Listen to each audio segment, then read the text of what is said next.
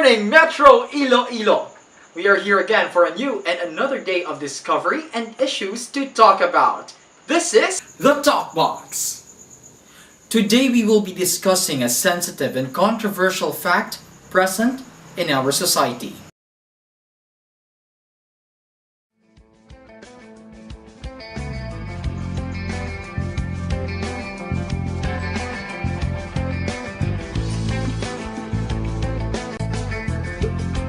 As of January 2006, there are 11,168. Estimated cases of HIV infections in the Philippines. 2,429 that were reported. 1,708 which were HIV.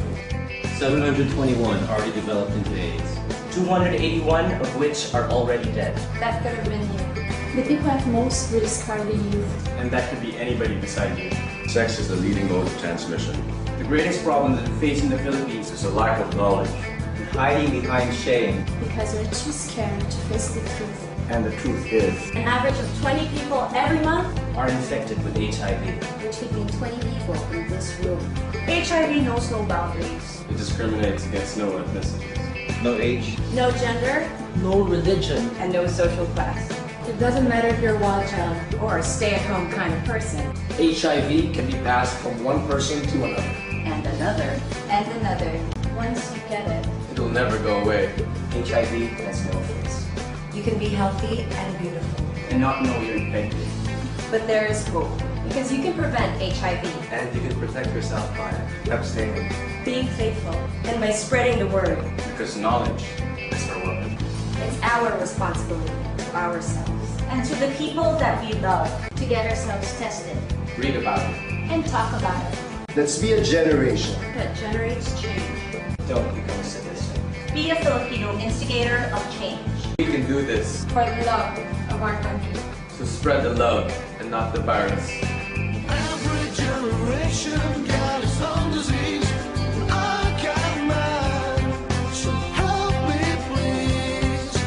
Read me, baby. Every generation got its own disease. I got mine, babe. So help me please.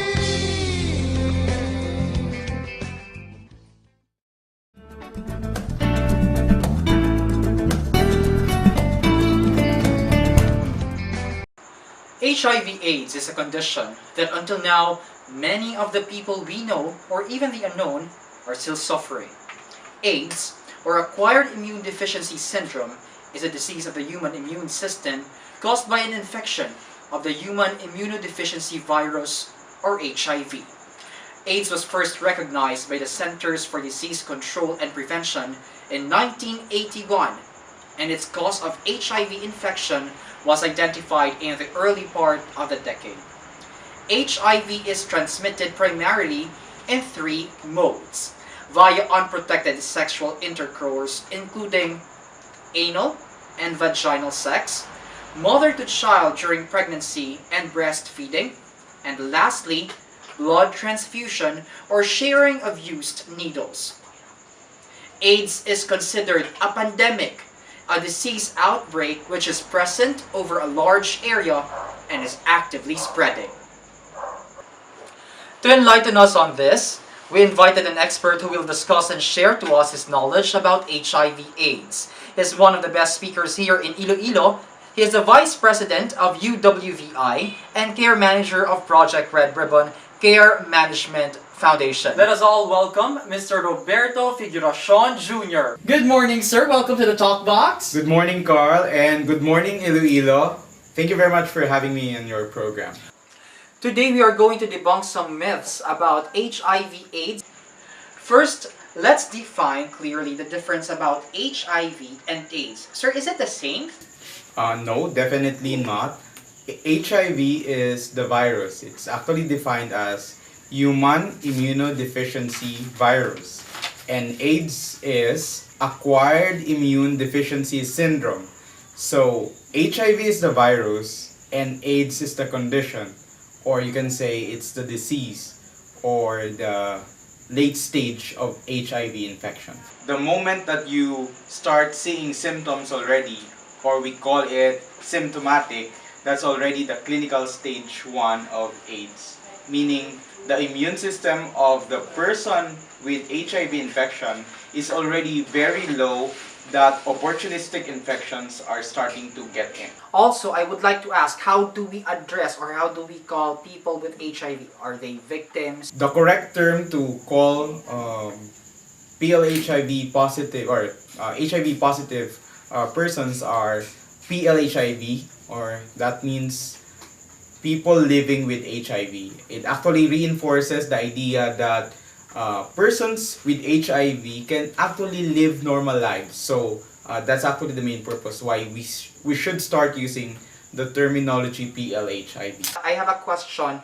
If HIV or AIDS is transferable through saliva. Okay, that's a very interesting question. There are only 4 bodily fluids that could potentially transfer or transmit the HIV infection. And that would be, those are blood, breast milk, seminal fluid, and vaginal fluid. All other fluids like tears or sweat or in your question saliva, they have very minimal HIV presence that it's not enough to infect another person. Also, how many stages does it have, and will you die because of HIV/AIDS? Stages, just like cancer, there are also clinical stages for AIDS, the condition. If your CD4 is anything below 200 or at least reach that cutoff, that's already considered as clinical stage 1. Usually it's the doctors who will actually identify if the person is on clinical stage 1, 2, 3, or 4, depending on the opportunistic infections that are already present in the body, or depending on the CD4 level of the person. So usually, sometimes there are people who were diagnosed and when tested, their CD4s are already at 2-digit or even sometimes 1-digit number, but since they are not manifesting any opportunistic infections, we just consider them as clinical stage 1. But if you have more opportunistic infections, then that's the time that the doctor will consider you on that stage. CD4 is our, it's like the soldiers of our immune system, is that correct? That's correct. In fact, CD4 is the part of the body or the immune system that the HIV virus is actually attacking. So once there is HIV infection, it goes and it actually reproduces inside the CD4, destroys the CD4, and eventually it will loosen the power of the immune system to fight off infections. Now I also would like to know, how early can you detect it? Okay, that's a good question. On HIV counseling and testing, we always say that as early as 2 weeks after exposure or as late as 12 weeks after exposure, or about 3 months, the HIV screening or the HIV antibody test can already detect the antibodies inside your body. Antibodies, just to describe it, is actually the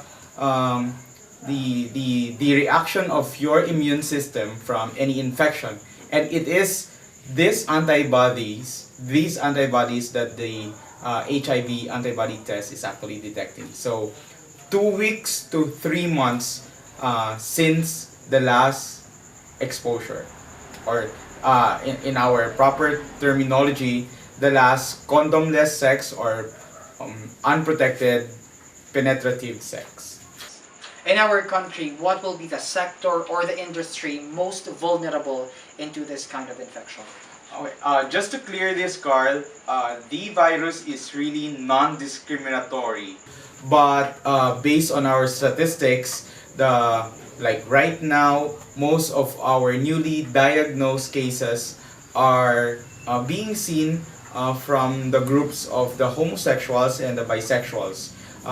We formally call these group of people as men having sex with other men. So that's MSM.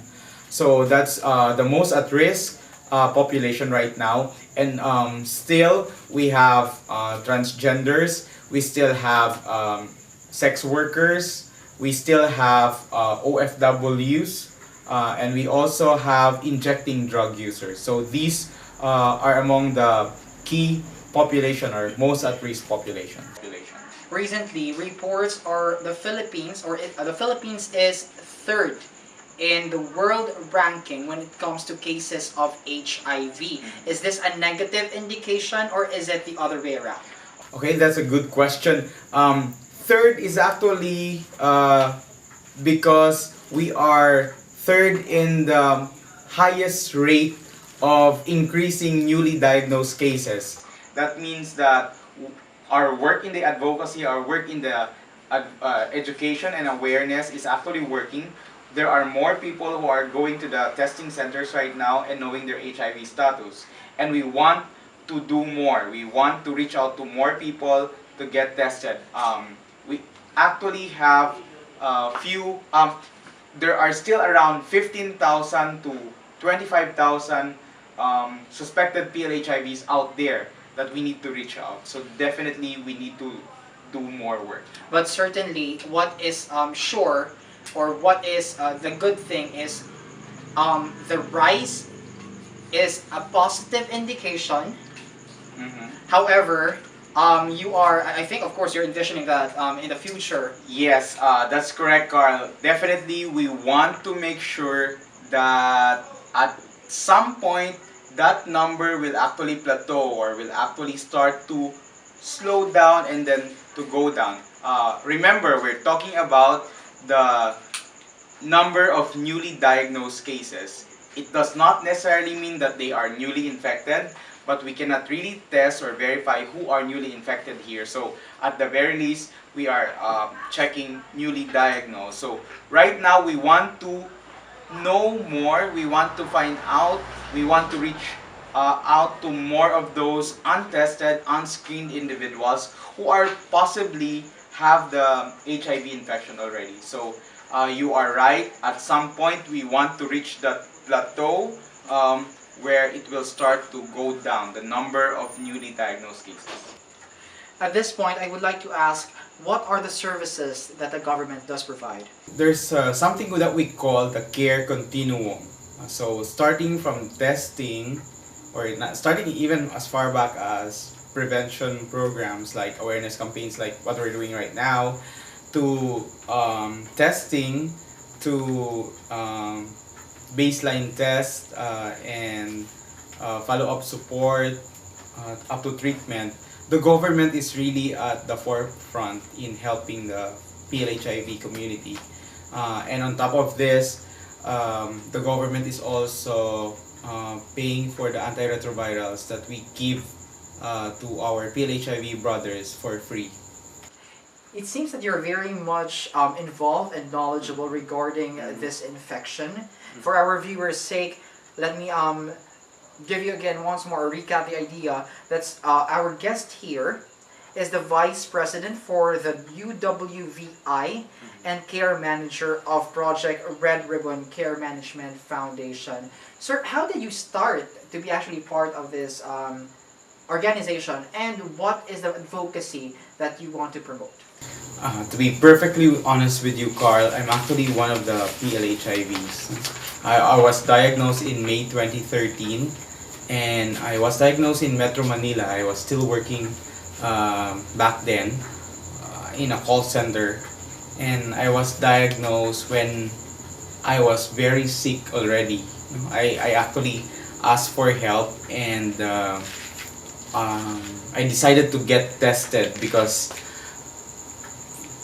practically I'm dying in May of 2013. So I decided to seek help from my family, and to seek help from the government through DOH. So I got tested, and eventually I started on treatment and decided to go home to Iloilo and continue my recovery and my treatment here. 4 or 6 months after, when I started to gain my stamina to started to recover and gain my weight, I decided to work on the advocacy to pay forward for whatever blessings I received during the times that I was the one asking for help. I was the one who was in the the bottomless pit. So, I understand the situation. I know the feeling of being one. I know the feeling of the fear and the stigma. I personally experience it. So I thought I would be a good advocate. I would be a good speaker to talk about things like this because it will be coming from my experience. And since I have some talent in talking and hopefully some charm with talking to people, I thought I'd rather use this talent to pay forward and make sure that at the very least we prevent the spread of HIV. We give hope to people who are getting tested and who are being diagnosed positive, and to assist them to go through the process of getting tested, doing the initial baseline test, and starting on treatment and doing some follow-up. So basically, that's the main reason why I joined the advocacy, because I myself is a PL-HIV.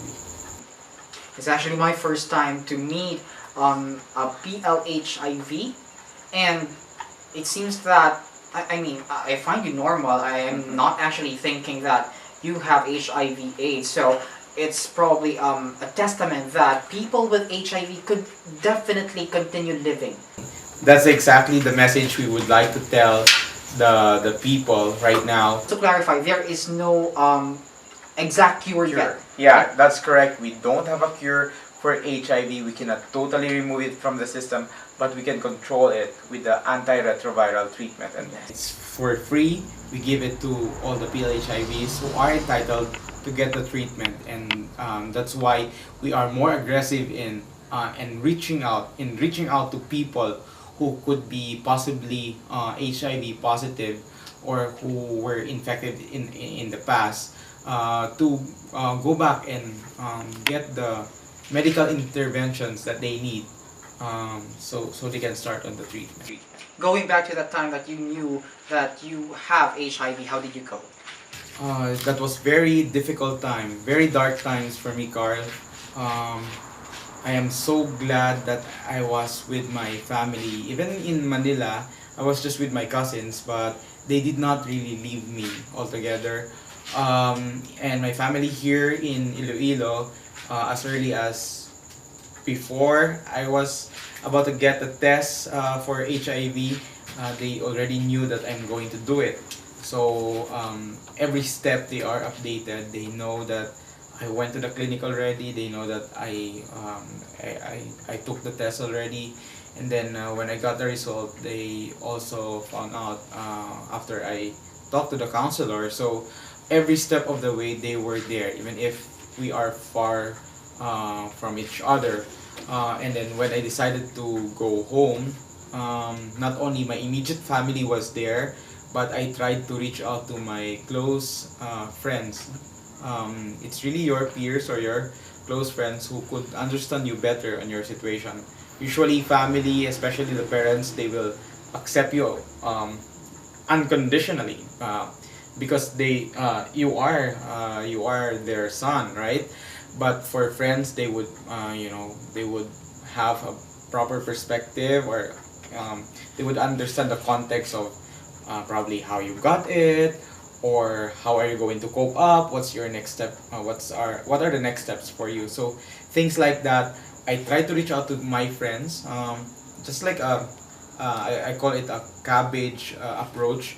You build up on your immediate support system first, like your your family, and then you try to reach out to your to your relatives, and then I move out to more people, my close friends, and these close friends and these relatives started talking to other friends and family. So I got a very big support system already as of now. I can sense indeed that you have such a strong and very solid support system. Probably this is also one of the things why you continue to live, and it's not only living but living normally. And we hope also that our friends who are PL-HIV as well will also get or is also getting the same support system. Now, you're doing the job of empowering your fellow PL-HIV. May I know how exactly do you do it with Project Red Ribbon? With Project Red Ribbon, I'm actually the care manager for Visayas and Mindanao. So I receive phone calls. Probably earlier you noticed me receiving phone calls from different people from different places around the Philippines. That's basically because my phone numbers are the hotline numbers for the Project Red Ribbon. So most of these people would ask about how to get tested, the basics of HIV and AIDS. Usually they are very scared and very afraid, very self-stigmatized. These are people who wouldn't talk to anyone, not even their family, not even their partners. They'd rather talk to someone who would understand better the situation, the disease, the virus. So I talk to these people in my capacity as the care manager for the Project Red Ribbon. And also we do reach out and do awareness talks and talk to HIV forums that schools, communities, even companies are actually spearheading. So most of these fora are actually prepared or run by local government units, because that's the approach right now of DOH. They just want to guide the program, but it should be that the local government unit should be the one implementing the programs at their level. We also answer inquiries on Twitter. You can find me on Twitter, and you can also search for Tomasito Angsuta. That's my advocacy account, and you can go to my Twitter account at Tomasito153. I'm sure a lot of our viewers right now, especially those possible people living with HIV, are very much scared. And after probably listening to this conversation, they will have that courage to have themselves tested. Where can they visit? What facilities can they go to for these tests? Again, just to clarify, the people that we would really like to visit our testing centers are those who encountered any unprotected penetrative sex in the past, who haven't undergone any HIV tests yet, and also possibly anyone who had been injecting drugs and sharing needles with their friends. The contact number and the offices that are available for HIV testing, we have two in Iloilo City. The HAC office, or the HIV/AIDS core team, inside Western Visayas Medical Center, and the hotline number is 321-1631. And Iloilo City Social Hygiene Clinic with the contact number 335-8891. But if you want to ask more questions, probably some very personal questions that you'd like to ask a counselor before contacting the center, you can call me at my own hotline numbers. My smart number is 0919-642-9286, and my globe number is 0977-131-2046. So usually I can receive phone calls when I'm awake, but we always promote night sleeps and 8 hours of night sleep. So we appreciate if you contact us during business hours. But on my own mobile phone, you can contact me even early in the evening, or up to probably 9 or 10 in the evening. I still receive phone calls. At this point, I would like to ask any final message to our viewers. Thank you, Carl. Again, thank you very much for inviting me to your program. I am going to leave you with a message on the 5 preventive steps that we usually talk about during our awareness campaigns. This is really very easy to remember. You just remember the A, B, C, D, E, F. A, B, C, DE of prevention. So A for abstinence. If you can control your your sexual appetite, that would be better. That's like no risk at all if you don't have any sexual encounters.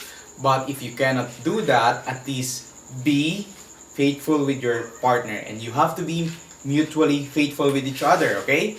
And then C is just in case you really have to explore your sexuality, or you get to do these activities or sexual activities, you have to make sure that you are always consistently and correctly using condoms. So that's for letter C.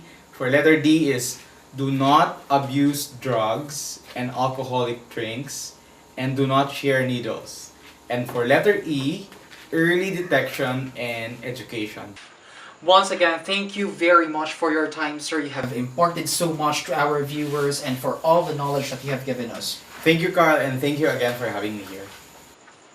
Friends, we are very much lucky that we have a very credible resource person today. And if there is one thing that I have learned from him, that is for you not to be afraid to have yourselves tested. Because by that, you will know how to prevent it, or if not, at least cure it. We have very much competent people around, not only in the metro, but here in the country. So that's it, guys. Another day of learnings and shared ideas. Thank you so much for watching and listening. I hope that you can share what you have learned today to others. See you again next week, for there are more new things for us to discover. This is Carl Jacinto for The Talk Box. God bless everyone.